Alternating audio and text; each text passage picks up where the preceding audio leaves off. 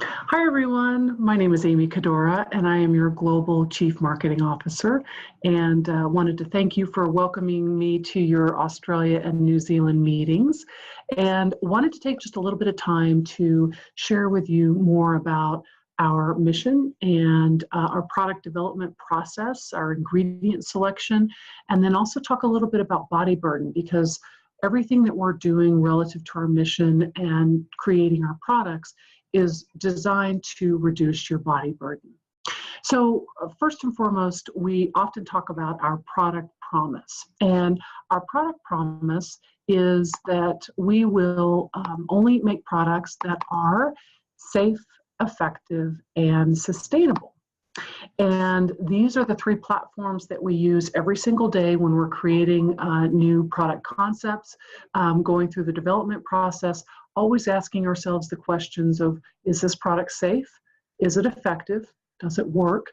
And then how sustainable is it? And can we make it even more sustainable? So that's really our three key drivers as we're looking at each of the products that we're developing.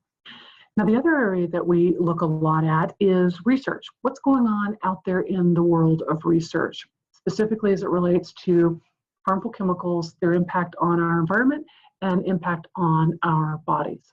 And one of the research studies that we recently came across was talking about how the long-term use of household cleaning products, sprays in particular, can actually be as bad for you as smoking cigarettes. So that's a pretty significant study, pretty significant results. The study was actually done over 20 years, so a significant amount of time.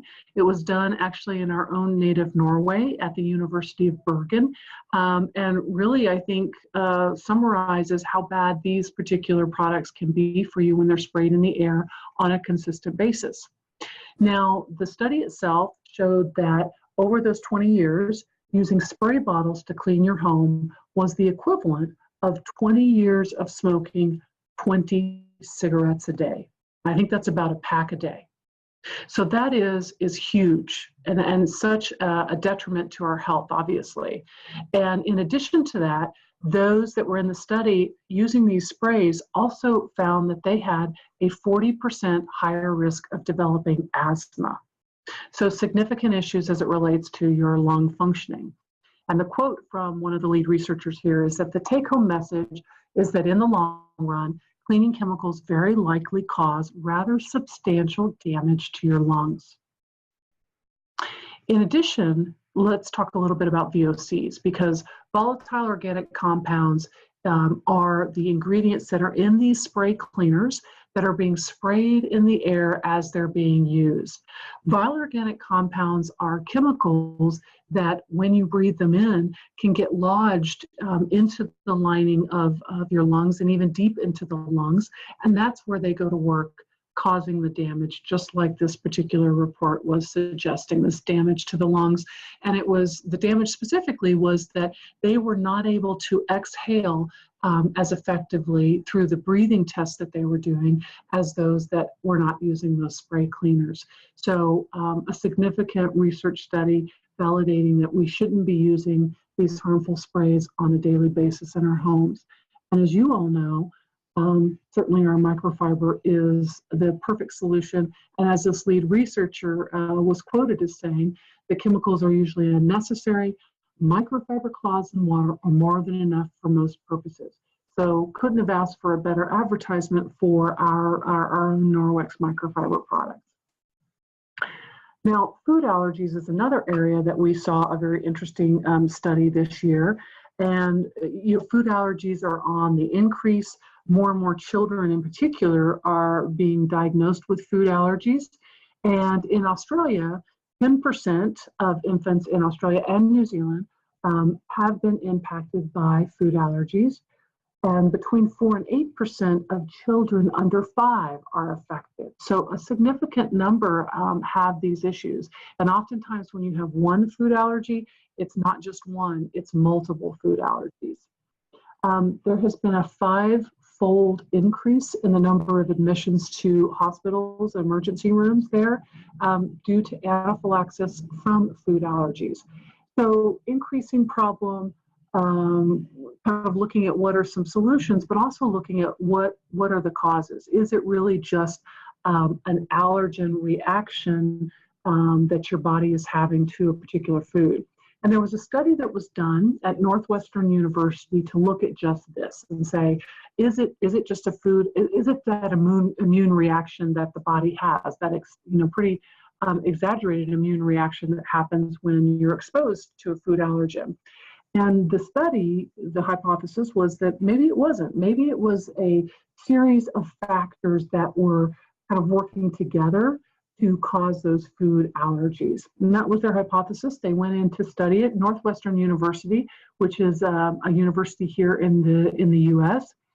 And what they found was that yes, the answer was yes. There seemed to be a number of factors that were impacting the development of food allergies, starting with genetics, specifically those that might alter skin absorbency, allergens that are in dust and mold that you might find in your home, exposure to the actual allergen in food, and then kind of the wild card here was disposable wet wipes. And as you know, disposable wet wipes have become prolific in their use.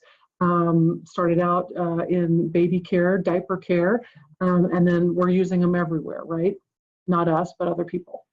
So the study was looking at, hey, what happens when mice who are genetically predisposed to have skin barrier challenges are exposed to allergens and dust and mold, and then infant wet wipes with soap in them, like could be any sort of a soap or a disinfectant, are wiped on the skin, and then you expose that skin and on the mice to the food allergen. Does that increase the potential for food allergies? And what they found was that yes, wiping the skin with those wet wipes that had the soap actually disrupted that skin barrier even more and allowed those allergens to penetrate the skin. And without the use of those wet wipes, the skin didn't absorb the allergens. And that was, in fact, part of the challenge that they were looking at to say, does this, in fact, these factors, does that increase the potential for food allergies to develop? So it was a fascinating study.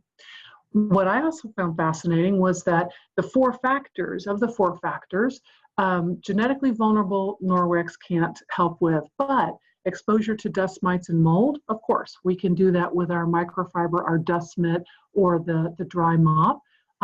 Cleaning with soap, you don't need to use soap necessarily to clean your skin. We have microfiber also for that.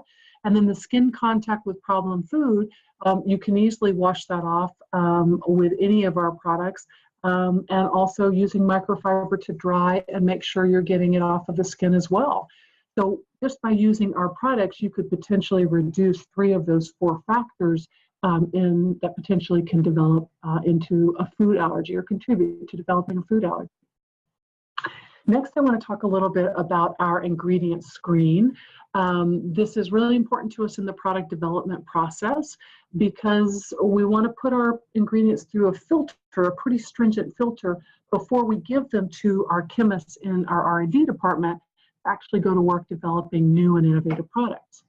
So the first level of the screen is what we call the precautionary principle.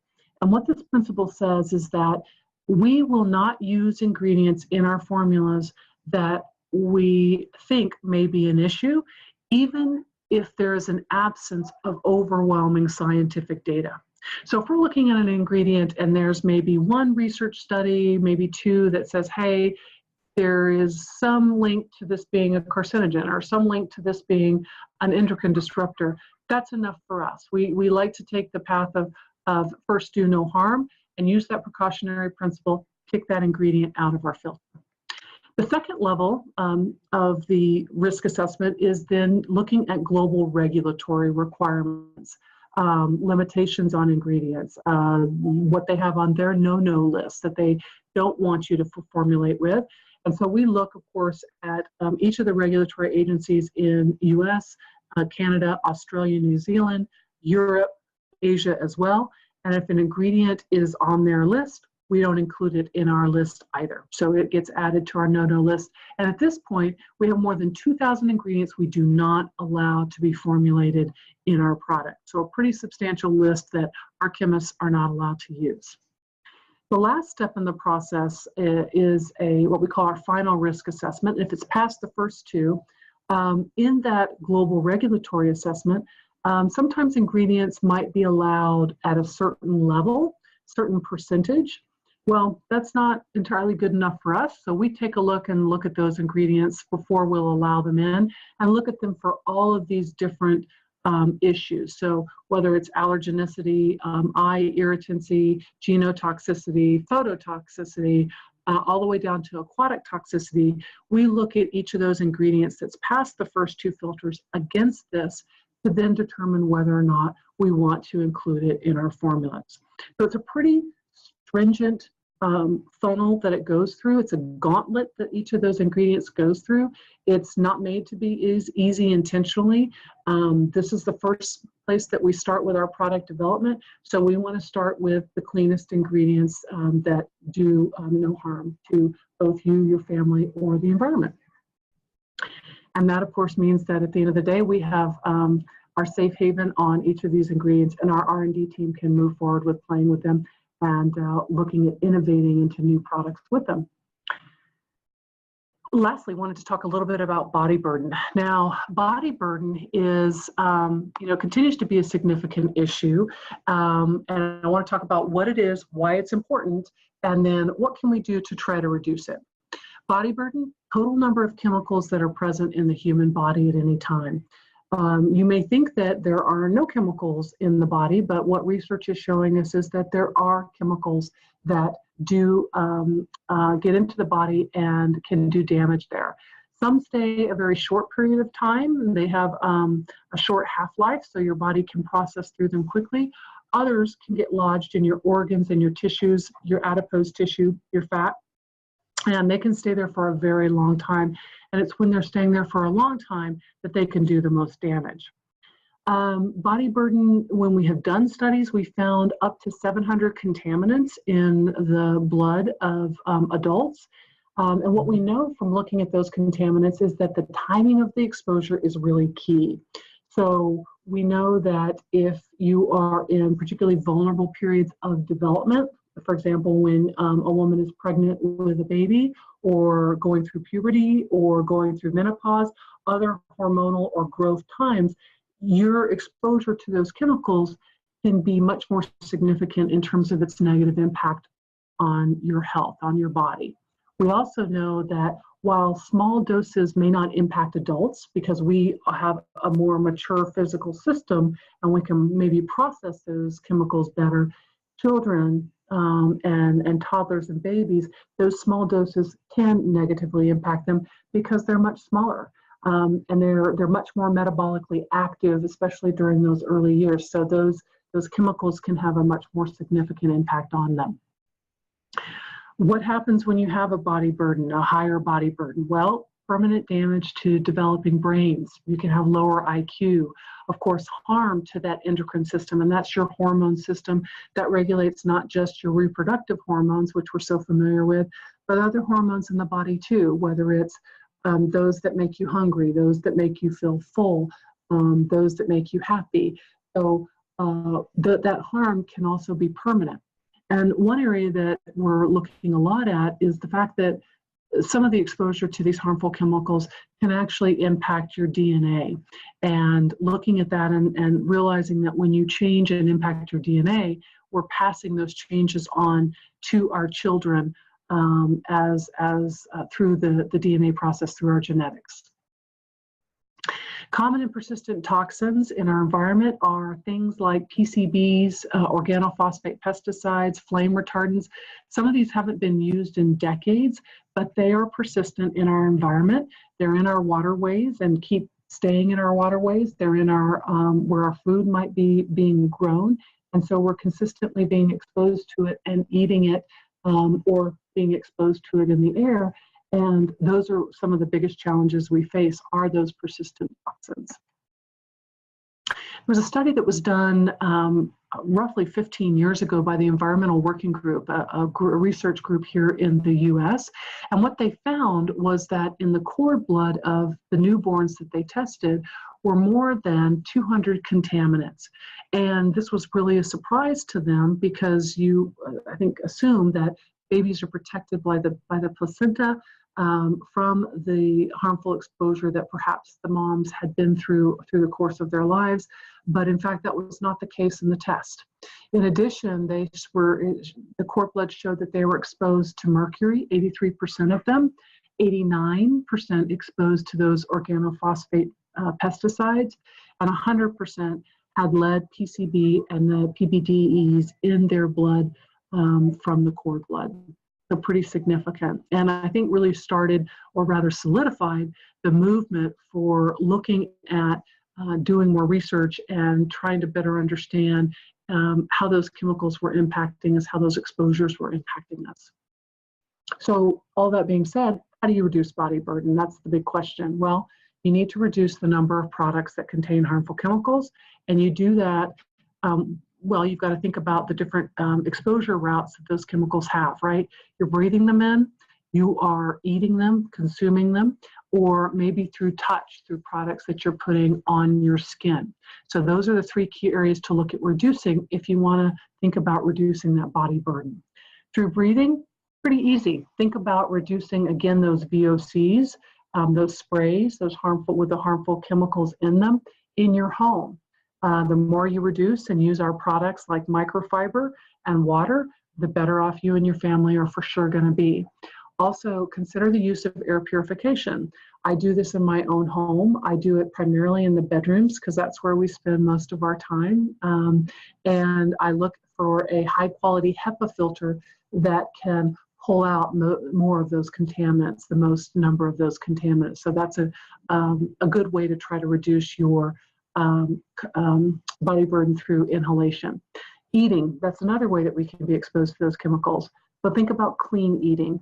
Think about eating organic produce. Think about avoiding processed foods that may have different chemicals in them that are used to make them bake together well or taste really good. Reducing that will be a big advantage for reducing your body burden. Washing your produce. Use fresh wash. You don't know what's been on that produce from the time that it was being grown all the way to the grocery store. It's an easy step. Get rid of it. You do a demo. All you have to do is see one time, see what comes off of your produce with fresh wash, and you will not eat your produce without washing it again, I promise you. Storing food. Think about storing your food, your leftovers, in glass or in silicone. Great options to plastic. I try to go through my kitchen and make it plastic free. So it's a constant battle. It seems to sneak in, but the less plastic you have, the better. Because when you are in particular cooking in plastic, which is easy to put in the microwave, the heat from the microwave actually releases the plasticizers and chemicals that are in that plastic, which gets absorbed immediately into your food. Cooking food. If you're cooking food on non-stick pans, because they're a great convenience, definitely look at using non-stick pans that are not using PFOAs or the Teflon-like chemicals. Even think about using maybe ceramic instead. Although I do know there are some great non-stick pans out there that don't use those chemicals on them. So take a look for those. That'll reduce your body burden. Body burden in terms of skincare, topically, this is also an easy switch to be made. You use a lot of products. We all use a lot of products. 12 to 15 personal products, care products are used by women every day. Teenagers, girls use even more. They're using 17. So think about that. Twice a day, you're lathering on products on the largest organ in your body. And that's also an exposure route for these chemicals that you can easily eliminate. So as you see up here, EWG also did a report on those on teenage girls 14 to 19, and they found 16 different chemicals in their blood, undoubtedly related to their use of these personal care products. So things like phthalates, triclosan, parabens, and musks, all things you don't need, particularly as you're going through puberty and having that big growth spurt, right? Children, of course, are also very susceptible, but particularly when they're babies. So again, look for those products that don't contain the no-no list, including those parabens, the triclosans, the phthalates, etc. Also, I love our body cloth. I think this is such an amazing product in terms of it being able to gently remove everything from your skin. Great for removing makeup. Love it for that, but also stimulates the skin, which is so important to keeping your skin really healthy. So again, a great product, one of my favorite ones. And then of course, as you're using those topical products, if it's 12 to 15, looking at those ingredients that are on the products themselves and making sure they don't contain those negative ingredients, because that's a very easy way for you to be able to avoid toxicity potentially being exposed within your body. So it's really these three different elements that we just talked about that I think we're most passionate about and really working to drive to our mission. So looking at the research consistently, and there's more and more coming out to support reducing those chemicals, harmful chemicals that you and your family are exposed to, and we'll definitely continue to share those with you. Looking at our ingredient funnel and the difficulty that ingredients will have coming through Norwex's front door, through our funnel, to be put into products, into the innovative products that we're working on even now. And then all of this, of course, is designed to try and help reduce your body burden and that of your family too. So I welcome each of you to the Global Norwex family and our movement to improve your quality of life by radically reducing chemicals in our homes. And I can't wait to meet all of you very, very soon. Hope to come down to Australia very soon as well. So thank you very much again. Bye-bye.